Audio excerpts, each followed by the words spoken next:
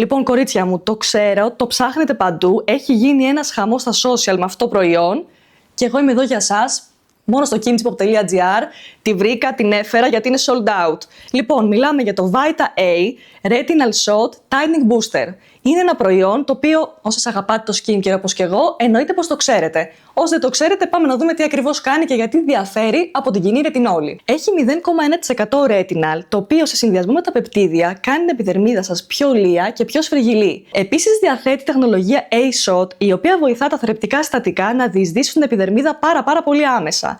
Άρα θα δείτε αποτελέσματα από την πρώτη κιόλας χρήση. Μειώνονται οι πόροι και φυσικά μέσα σε 2 εβδομάδες οι ρητίδες που μας ενδιαφέρει σε όλες μας. Το συγκεκριμένο προϊόν, πώς εγώ συστήνω να το χρησιμοποιήσετε. Θα έλεγα τοπικά, εδώ στις ρητιδούλες που μας ενοχλούν, στις ρινοπαριακές, του καπνιστή, εδώ πέρα πάνω στο μέτωπο.